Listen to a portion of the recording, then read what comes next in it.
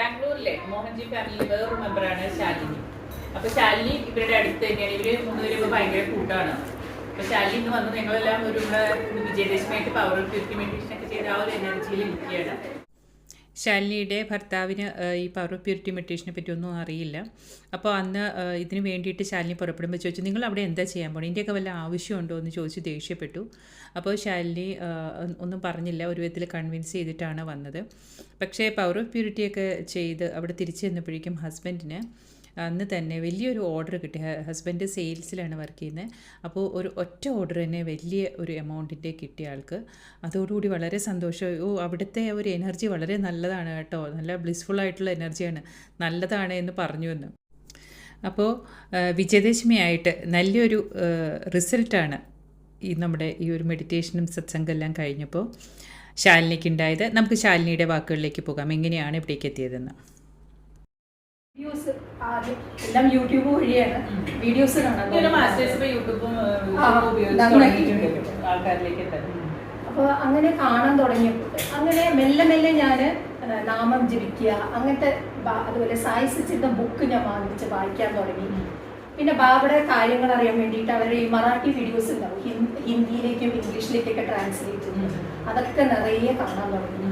അങ്ങനെ കൂടുതൽ കൂടുതൽ ഞാൻ ബാബയായിട്ട് അടുക്കുന്ന പോലെ തോന്നി.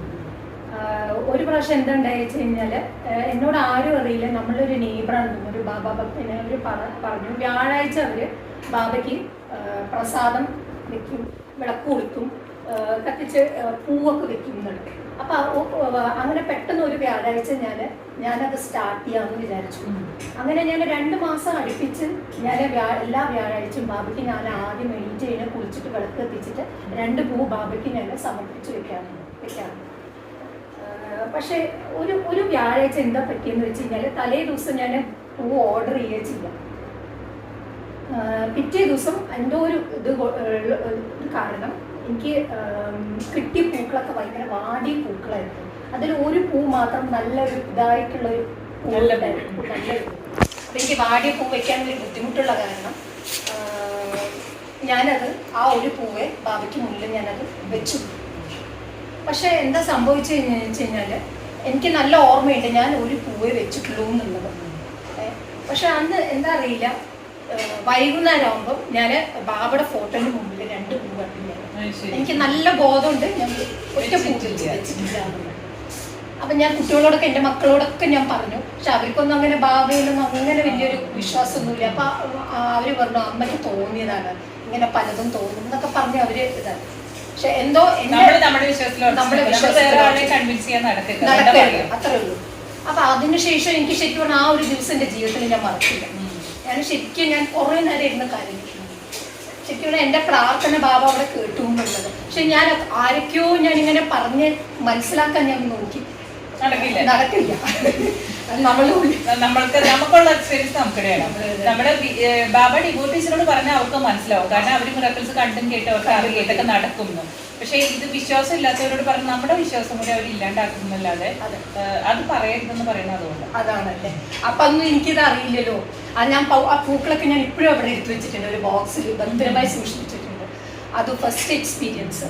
അത് കഴിഞ്ഞ് 2 മാസം കഴിഞ്ഞ് ഇതുപോലെ ഞാൻ എപ്പോഴും എന്ത് ചെയ്യുന്ന വെച്ച് കഴിഞ്ഞാൽ, വീട്ടിലെ പണികളൊക്കെ ചെയ്യുമ്പോൾ നാമം ജപിക്കുമായിരുന്നു, സൈറാം സൈറാം സൈറാം, കൂടുതൽ ഇതിലേക്ക്. പിന്നെ ഞാൻ ശരിക്കും അത്രയും കാലം ഞാൻ ചേച്ചി ശരിക്കും പറഞ്ഞാൽ ഞാനിങ്ങനെ വേറെ നമ്മളെ വീഡിയോസൊക്കെ യൂട്യൂബിലെ വീഡിയോസൊക്കെ കാണുകയാണെങ്കിൽ കുറെ കുർത്തീൻ്റെ അങ്ങനത്തെ വീഡിയോസ്, കുർത്തീനെ പറ്റിയിട്ട് അങ്ങനത്തെ വീഡിയോസ്, ഓൺലൈൻ ഓർഡർ ചെയ്യും, അങ്ങനത്തെ നമുക്ക് ഈ മെറ്റീരിയലിസ്റ്റിക് ആയിട്ടുള്ള ബന്ധമുള്ള വീഡിയോസൊക്കെയാണ് ഞാൻ കൂടുതൽ കണ്ടിരുന്നത്. എവിടെയൊക്കെ മൂവീസ് ഉണ്ട് അങ്ങനെ. പെട്ടെന്നാണ് ഒരു ചേഞ്ച് വന്നത്, ഒരു ഷിഫ്റ്റ് വന്നത്. ഞാൻ പിന്നെ എൻ്റെ വീഡിയോസ് ഫുള്ള് നോക്കിക്കഴിഞ്ഞാൽ ഫുൾ സ്പിരിച്വൽ അങ്ങനത്തെ വീഡിയോസ് ആണ്. അപ്പൊ നമ്മളിപ്പോ ഇങ്ങനത്തെ വീഡിയോസ് ഇട്ട് കഴിഞ്ഞാൽ പിന്നെ ഗുരുക്കന്മാർ അതുപോലെ കണക്റ്റഡ് ആയിട്ടുള്ള വീഡിയോസ്. അപ്പൊ എനിക്ക് ഇങ്ങനെ കൂടുതൽ അതിലേക്ക് ഞാൻ ഇങ്ങനെ ആഴത്തിലേക്ക് പോകുന്ന പോലെ. അതിന്റെ ഇടയിലാണ് മോഹൻജി വരുന്നത്. അപ്പൊ മോഹൻജി പക്ഷെ എനിക്ക് അറിയില്ല, ഞാൻ കേട്ടിട്ടില്ല മോഹൻജിയെ പറ്റിയിട്ട്. പിന്നെ എൻ്റെ ഹസ്ബൻഡ് വീട് പാലക്കാടയിലുണ്ട്, മദറിലോ ബാബ ഭക്തൊക്കെ ആയതുകൊണ്ട് വീട്ടിൽ വന്ന സമയത്ത് ഹസ്ബൻഡ് അമ്മ പറഞ്ഞു, ഇങ്ങനെ മോഹൻജി പറഞ്ഞിട്ടൊരു സ്വാമി പോലെ ഒരാളുണ്ട്, മോള് വീഡിയോ കണ്ടോ എന്ന് ചോദിച്ചിട്ട് പറഞ്ഞിട്ട് എനിക്ക് ആ വീഡിയോ ലിങ്ക് അയച്ചു.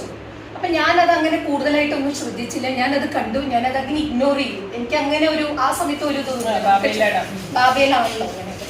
അത് കഴിഞ്ഞ് അടുപ്പിച്ച് എനിക്ക് തോന്നുന്നു ബാബ എനിക്ക് അയച്ചിരുന്ന പോലെ എനിക്ക് തോന്നി. 2-3 ദിവസം അടുപ്പിച്ച് മോഹൻജി വീഡിയോസ് ഉണ്ട്. അപ്പൊ എനിക്കിങ്ങനെ അപ്പോഴൊന്നും ഞാൻ ക്ലിക്ക് ചെയ്തില്ല. അത് കഴിഞ്ഞിട്ടാണ് ദീപാജിയുടെ ഭാരത ദർശനം വീഡിയോ. അതൊക്കെ ഓട്ടോമാറ്റിക്കായിട്ട് വരികയാണ്, ഓരോരുത്തരുടെ കഴിയുമ്പോഴേക്കും അടുത്ത് വന്നുകൊണ്ടിരിക്കുകയാണ്. അപ്പൊ അതിൽ നമ്മൾ ഈ കമന്റ്സ് വായിക്കുമല്ലോ. അപ്പൊ കമന്റ്സ് വായിക്കുമ്പോഴാണ് ചേച്ചി അതിൽ താല്പര്യമുള്ളവർക്ക് ഷിർദി സായിബാബ മെഡിറ്റേഷൻ ഗ്രൂപ്പ് മോഹൻജി എന്ന് പറഞ്ഞിട്ട് അതിൽ ചേരാൻ ഈ നമ്പറിൽ കോൺടാക്ട് ചെയ്യുമെന്ന് പറഞ്ഞു.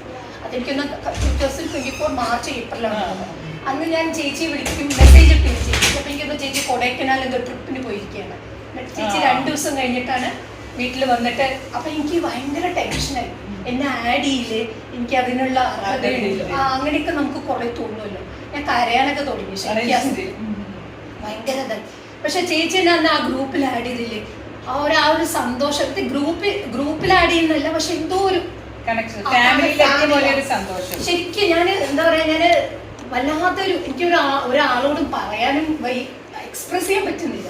കാരണം വീട്ടിലിപ്പോ ഞാനല്ലാതെ ഹസ്ബൻഡായാലും മക്കളായാലും അങ്ങനെ ഇതിലേക്ക് അങ്ങനെ പോകുന്ന ആൾക്കാരൊന്നും അല്ല.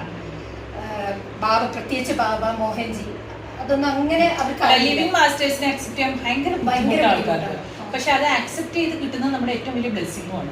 കാരണം അവരുടെ ലൈവ് ആയിട്ടുള്ള എനർജി അവര് ഭൂമിയിൽ നമ്മൾ നയിക്കാൻ വന്ന് നിൽക്കല്ലേ. അപ്പൊ അവരെ ഐഡന്റിഫൈ ചെയ്യാൻ പറയുന്ന ബ്ലെസ്ഡ് സോൾസിന് മാത്രമേ പറ്റുള്ളൂ. അങ്ങനെയാണ് ചേച്ചി എന്നെ ആഡ് ചെയ്യുന്നതും. പിന്നെ അന്ന് രാത്രി തന്നെ ചേച്ചി ഇതൊക്കെ ചെയ്തിട്ടുണ്ടായിരുന്നു. പരാശക്തിയുടെ അല്ല, മൈത്രി അല്ല, ശരിക്കും ജോയിൻ ചെയ്ത പവർ ഓഫ് പ്യൂരിറ്റി മെഡിറ്റേഷൻ ഞാൻ ജോയിൻ ചെയ്ത രാത്രി അന്ന് എനിക്ക് ഓർമ്മയുള്ളത് ഞാൻ ചെയ്തത്.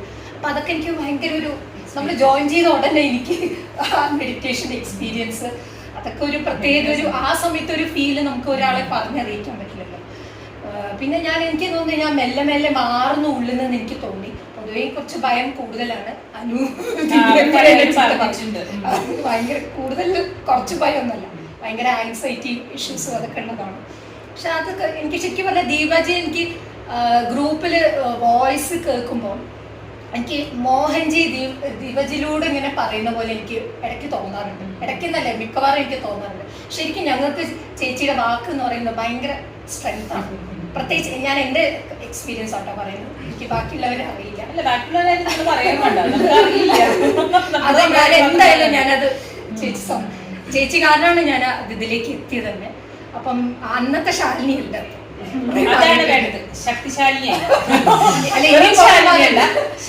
ഇനിയും കുറെ മാറാണ്ട്, പക്ഷെ കുറെ ചേഞ്ച് അത് ചുറ്റുള്ളവരൊക്കെ പറയാൻ തുടങ്ങി. അല്ല, എനിക്കറിയാം. ഇപ്പൊ നമ്മൾ ആദ്യം വിളിക്കുന്നവരുടെ ആ സംസാരവും അവരുടെ വിഷമവും കഴിഞ്ഞ ഒരു കൊല്ലം കഴിയുമ്പോൾ അവർ വിളിക്കുന്ന ഒരു സന്തോഷം ഞാൻ പറഞ്ഞല്ലോ. ഇപ്പം എന്നെ ആദ്യം കാണാൻ വന്ന അനുവല്ല ഇപ്പൊ ഇവിടെ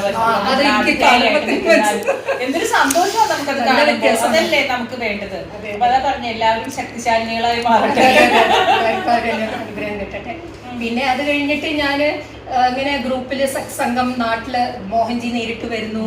അപ്പോഴൊക്കെ ഞാനിങ്ങനെ മനസ്സിൽ വിചാരിച്ചു, അപ്പോഴൊക്കെ നമ്മളിങ്ങനെ വീഡിയോസ് അടുപ്പിച്ച് കണ്ടിട്ടാണല്ലോ നമ്മള് ഗുരുക്കന്മാരെ കേട്ടൊക്കെ അറിയണത് കൂടുതൽ, അല്ലാതെ നമുക്ക് അറിയില്ലല്ലോ. പിന്നെ ചേച്ചി ഈ ഗ്രൂപ്പിൽ ഇങ്ങനെ ഓരോ എക്സ്പീരിയൻസ് ഷെയർ ചെയ്യും, വേറെ ചേച്ചിമാരുടെ എക്സ്പീരിയൻസ് അങ്ങനെയൊക്കെയല്ലേ അറിയുള്ളൂ. അപ്പൊ ഞാൻ അങ്ങനെ മനസ്സിൽ വിചാരിച്ചു, ഈശ്വര എപ്പോഴാ ഒന്ന് കാണാൻ പറ്റും അവിടെ വരുമ്പോൾ. പക്ഷെ അതും ഞാൻ പറയാം, ഞാനും ഇപ്പോഴും പറയും, ചേച്ചിക്ക് ഈ ബട്ടർഫ്ലൈ എക്സ്പീരിയൻസ് ഭയങ്കരമാണ്. അതായത് മോഹൻജി വന്ന ദിവസം ഇവിടെ ബാംഗ്ലൂർ ഞാൻ അനുവിൻ്റെ അടുത്ത് ഞാൻ എക്സ്പീരിയൻസ് ഷെയർ ചെയ്തിട്ടുണ്ട്. അന്ന് ഞാൻ ഭയങ്കരമായിട്ട് ആഗ്രഹിച്ചു, ഉള്ളിലിങ്ങനെ കടന്ന് ഞാൻ എനിക്ക് കാണാൻ പറ്റുമോ എന്നറിയില്ല. കാരണം ഒന്നാമത് മോഹൻജിയുടെ വീട് ഭയങ്കര ദൂരമാണ്, അവിടെ പോയി വിസിറ്റ് ചെയ്യാനൊന്നും പറ്റും തോന്നുന്നില്ല. ചേച്ചി അതിൻ്റെ മുന്നേ എപ്പോഴും പറഞ്ഞു ഇങ്ങനെ മോഹൻജി വരുന്നുണ്ട്, ബോംബെയിൽ പോയിട്ട് ഇവിടെ വരുന്നോ അങ്ങനെ എന്തോ ഒരു ഗ്രൂപ്പിൽ ഒരു ഇതിട്ടു. പക്ഷെ കാണാൻ പറ്റുമോ എന്നറിയില്ല, അതുകൊണ്ട് അതിനായിട്ട് ശ്രമിക്കണം, കാരണം ഗുരുവിന് അതിനുള്ള സമയമുണ്ടോ എന്നും അറിയില്ലല്ലോ. അപ്പൊ ആ ദിവസം ശരിക്കും ഞാൻ മനസ്സിൽ പ്രാർത്ഥിച്ചു. അന്ന് വൈകുന്നേരം ഞാനിങ്ങനെ ബാൽക്കണിയിൽ നിന്ന് മോഹൻജിയെ പറ്റിയിട്ടൊക്കെ ആലോചിക്കാം. കുറച്ച് കഴിഞ്ഞപ്പോൾ ഒരു ബട്ടർഫ്ലൈ ബാൽക്കണിയിൽ വന്നു. ഇത്രയും കാലം ഞാൻ ബട്ടർഫ്ലൈനെ കണ്ടിട്ടില്ല. ആ ഒരു ദിവസം എനിക്ക് തോന്നുന്നത് അത് ഗുരു ബട്ടർഫ്ലൈ ഫോമിൽ വന്നതാണ്. ഞാനത് പൂർണ്ണമായിട്ട് വിശ്വസിക്കുന്നു. ഞാൻ ആ ഫോട്ടോ ഒക്കെ എടുത്തു വെച്ചിട്ടുണ്ട്, കണ്ടോ എന്നറിയില്ല മൊബൈലിൽ. അതെനിക്ക് സെക്കൻഡ് എക്സ്പീരിയൻസ്. ശ്രുതി ബാബയുടെ കഴിഞ്ഞിട്ട് മോഹൻജി ബട്ടർഫ്ലൈ ആയിട്ട് വന്നത്. അപ്പൊ എനിക്ക് എന്നെ ഇങ്ങനെ ഉള്ളിൽ പറയിപ്പിക്കണം, ഞാൻ തന്നെയാണ് മോഹൻജി എന്നുള്ളതില്ല, ബട്ടർഫ്ലൈ ആയിട്ട് എന്റെ മുന്നിൽ വന്നതാണെന്നല്ല. സാധാരണക്കാർക്ക് ഇത് കേൾക്കുമ്പോൾ എങ്ങനെ നമ്മളത്രേ ഉള്ളൂ. അപ്പം അത് സെക്കൻഡ് എക്സ്പീരിയൻസ്. അപ്പൊ അത് കഴിഞ്ഞപ്പോൾ ഭയങ്കര കൂടുതലായിട്ട് തോന്നി, ശരിക്കും കണക്ഷൻ സ്ട്രോങ് ആയിട്ട് തോന്നി. പിന്നെയാണ് കഴിഞ്ഞ മാർച്ച് ഏപ്രിൽ, അപ്പൊ ഇടയ്ക്കിടയ്ക്ക് മനസ്സിലുണ്ട് എപ്പോഴാണ് കാണാൻ പറ്റുക എന്നുള്ളത്. അതിന് മുന്നെയാണ് നമ്മൾ ഷൈജ ചേച്ചി വഴി ഞങ്ങൾ മോഹൻജിയുടെ വീട്ടിൽ പോയത്. പക്ഷെ അന്ന് ശരിക്കും നമുക്ക് അറിയായിരുന്നു, ചേച്ചി പറഞ്ഞിട്ടുണ്ടായിരുന്നു മോഹൻജി എന്ന് ഇവിടെ സമയത്ത് നമ്മുടെ ഗ്രൂപ്പിലുള്ള കുറച്ച് പേരായിട്ട് അങ്ങനെയാണ് അനുവിനായിട്ട് പരിചയമായത്. അപ്പോഴൊന്നും നമുക്ക് ദിവ്യനെ അറിയില്ല. പിന്നെ അതൊക്കെ കഴിഞ്ഞ് പിന്നെ ഷൈജ ചേച്ചി കുറെ എക്സ്പീരിയൻസ് ഒക്കെ ഷെയർ ചെയ്യാൻ തുടങ്ങിയപ്പോൾ ശരിക്കും ഉള്ളിൽ എന്തായാലും കണ്ടേ പറ്റുള്ളൂ എന്നുള്ളൊരു ഇത് വന്നു ഉള്ളില്. ഷൈജ ചേച്ചി വേണമായിരുന്നു. അത് കഴിഞ്ഞിട്ട് പിന്നെ അതിന് മുന്നേ ഇടയിലാണ് ഞാനും ഷൈജ ചേച്ചി പിന്നെ നാട്ടിലുള്ള കുറച്ച് ചേച്ചിമാർ ഇവിടെ വന്നിട്ടുണ്ടായിരുന്നു. ഞങ്ങൾ എല്ലാവരും കൂടിയിട്ട് ദേവിയമ്മയെ കാണാൻ പോയി. അതൊരു ഭയങ്കര എക്സ്പീരിയൻസ് ആയിരുന്നു. ദേവിയമ്മയുടെ അതൊരു വേറൊരു ഇത് തന്നെയാണ്. പിന്നെ അത് കഴിഞ്ഞിട്ടാണ് അപ്പോൾ ഒരു ദിവസം രാത്രി, അത് എപ്പോഴായിരുന്നു നമ്മൾ ദേവിയമ്മയെ കാണാൻ? ഏപ്രിലിൽ അല്ലേ, തലേ ദിവസം. അപ്പൊ ഞാൻ നാട്ടിൽ പോയി വന്ന സമയത്താണ് തലേ ദിവസം രാത്രി അനു വിളിക്കുകയാണ്, മെസ്സേജ് ഇടുകയാണ്. ഞങ്ങൾ ഇങ്ങനെ ശരിക്കും പറഞ്ഞാൽ അനു എന്നെ അങ്ങനെയല്ല, നിങ്ങൾ രണ്ടുപേർക്ക് എന്നെ കിട്ടിയത് തന്നെ വലിയ ബുദ്ധിമുട്ടായിട്ടാണല്ലോ കിട്ടിയത്, അങ്ങനെ വിചാരിച്ചിട്ടാണ്. അപ്പൊ ഞാൻ അങ്ങോട്ട് ചോദിക്കുക ചെയ്തത് എനിക്കും കൂടി കാണാൻ പറ്റുമോ എന്നുള്ളത്. അപ്പൊ അനു ഉടനെ ദിവ്യയായിട്ട് കോണ്ടാക്ട് ചെയ്യും. അപ്പോഴൊന്നും എനിക്ക് ദിവ്യയായിട്ട് ഒരു പരിചയമില്ല. പിന്നെ അത് കഴിഞ്ഞിട്ട് മെസ്സേജ് ഇട്ടു, ചേച്ചി നാളെ റെഡിയാണോ പുറപ്പെടുമെന്ന് പറഞ്ഞിട്ട്. പക്ഷെ വീട്ടില് പെർമിഷൻ കിട്ടാനൊക്കെ കുറച്ച് ബുദ്ധിമുട്ടാണ്. പക്ഷെ കിട്ടി. കൂടെ എൻ്റെ മോളും വന്നു, അവളെയും കാണിക്കാൻ പറ്റി. അങ്ങനെ ഞങ്ങള് ദേവിയമ്മയുടെ അടുത്ത് പോയി. ആക്ച്വലി ഇവര് വരുന്നതിന് മുന്നേ ഞാൻ നേരത്തെ എത്തിയിട്ടുണ്ടായിരുന്നു. അപ്പൊ ദേവിയമ്മയ്ക്ക് ഓൾറെഡി നമ്മൾ വന്നതുകൊണ്ട് എന്നെ കണ്ടപ്പോ തന്നെ ദേവിയമ്മയ്ക്ക് പെട്ടെന്ന് മനസ്സിലായി, അറിയായിരുന്നു. പിന്നെ മോഹൻജി കാറിന്ന് ഇറങ്ങിയതും വീട്ടിൻ്റെ ഉള്ളിൽ കയറിയതും ആ സീനൊന്നും ഞാൻ ഒരിക്കലും ഞാൻ എൻ്റെ ലൈഫിൽ മറക്കില്ല. മോഹൻജി ഒരു കാണുമ്പോൾ ഒരു എന്താ പറയുക ഒരു നോട്ടുണ്ട് ചേച്ചി, അത് എങ്ങനെയാണ് ഞാൻ എക്സ്പീരിയൻസ് പറഞ്ഞറിയിക്കാൻ പറ്റില്ല. അതൊരു ഭയങ്കര ഒരു എക്സ്പീരിയൻസ് ആയിരുന്നു. ഫസ്റ്റ് എനിക്കെന്താ താഴത്തെ റൂമിലായിരുന്നു, ഞാനും മോളും അവിടെ നിൽക്കുകയാണ്. അപ്പം പെട്ടെന്ന് മോഹൻജി ഉള്ളിലേക്ക് കയറിയിട്ട് എന്നെ ഇങ്ങനെ ഒന്ന് നോക്കി, ഞാനിങ്ങനെ കടന്ന് പെടയായിരുന്നു. നമുക്ക് ഇത്രയും കാലത്തെ ഒരു ആഗ്രഹത്തിന്. പിന്നെ അത് കഴിഞ്ഞ് കുറച്ച് കഴിഞ്ഞപ്പോഴാണ് ഇവര് വന്നത്. പിന്നെ നല്ലൊരു സത്സംഗം പോലെ മോഹൻജി കുറെ അഡ്വൈസ് തന്നു. പിന്നെ ശരിക്കും പറഞ്ഞ ഒരു എന്താ പറയുക വേറൊരു ലോകം, ഒരു സ്വപ്നലോകം എന്ന് വേണമെങ്കിൽ പറയാം. കാരണം നമ്മൾ മനസ്സിൽ ഇങ്ങനെ വിചാരിച്ച് അങ്ങനെ ആഗ്രഹിച്ച് കിട്ടുമ്പോഴേ നമുക്ക് അതിന്റെ ഇന്റൻസിറ്റി മനസ്സിലാവും. വളരെ എപ്പോഴും ഫ്രീക്വന്റ് ആയിട്ട് മോഹൻജിയുടെ അടുത്ത് നിൽക്കുന്നവർക്ക് അല്ലെങ്കിൽ എപ്പോഴും അവൈലബിൾ ആണെങ്കിൽ അവർക്ക് ഇങ്ങനത്തെ ഒരു ഡീപ്പ് എക്സ്പീരിയൻസ് കിട്ടിക്കൊള്ളുന്നില്ല. അത് എന്താ പറയുക ടേക്കൺ ഫോർ ഗ്രാൻഡഡ് ആയി പോകും ചിലപ്പോൾ ഒരു ഗുരുവിന്റെ പ്രസൻസ്. അപ്പൊ നമ്മളിങ്ങനെ ആഗ്രഹിച്ച് കിട്ടുമ്പോൾ നമുക്ക് മാറ്റം വരുകയും ചെയ്യും അല്ലേ? ഇപ്പൊ ശാലിനിക്ക് ഒരുപാട് മാറ്റം വന്നതും ഒരു മാറ്റമാണ്. അപ്പോൾ അതാണ് നമ്മൾക്ക് ഉണ്ടാകുന്ന ട്രാൻസ്ഫർമേഷൻ ആണ് നമ്മൾ ഗുരുവിന് കൊടുക്കുന്ന ഏറ്റവും വലിയ ഗിഫ്റ്റ്. വേറൊന്നും കൊടുക്കാനില്ല. നമ്മൾ ട്രാൻസ്ഫോം ആവുക, നമ്മൾ വെളിച്ചമാവുക, അതാണ് ഗുരു ആഗ്രഹിക്കുന്നത്. ഗുരു തരുന്ന വെളിച്ചം നമ്മൾ പിന്നെ മറ്റുള്ളവർക്ക് ഷെയർ ചെയ്യുക. അല്ലാതെ ഗുരുവിനെ എനിക്ക് മാത്രം മതി ഗുരുവിനെ എന്ന് വിചാരിച്ചിട്ട് ഗുരുവിന്റെ അടുത്ത് ചുറ്റിപ്പറ്റി എന്നിട്ട് ഒരു കാര്യമില്ല. ഗുരു തരുന്ന ലൈറ്റ് നമ്മൾ മറ്റുള്ളവരിലേക്ക് ഷെയർ ചെയ്യുക, മറ്റുള്ളവരെ ഗുരുവിലേക്ക് എത്തിക്കുക. ഞാൻ പറയുന്നത് ഫിസിക്കലി അല്ല, ഈ ഫിസിക്കലി മോഹൻജിയുടെ അടുത്ത് എത്തണവരെക്കാൾ എത്രയോ കണക്റ്റഡ് ആണ്. ഒരു പ്രാവശ്യം ഒന്ന് മോഹൻജി കണ്ടത് നമ്മുടെ ഗ്രൂപ്പിൽ വളരെ സൈലന്റ് ആയിട്ടുള്ള ആൾക്കാരുണ്ട്, നമുക്കറിയാം. അവര് പലപ്പോഴും എക്സ്പീരിയൻസുകൾ എന്നോട് പറയും ഗ്രൂപ്പിൽ പറയുന്നവർ. അപ്പൊ അത് ഭയങ്കര ഒരു എന്താ പറയുക നമുക്കൊരു തിരിച്ചറിവാണ്. അവർ മോഹൻജി ഒറ്റ കണ്ടിട്ടുള്ളൂ, പക്ഷെ ആ കണ്ടവിടെ കൊണ്ട് അവരെടുത്തോണ്ട് പോയി മോഹൻജി, അവരുടെ ഭാഗത്തിലുണ്ട് മോഹൻജി.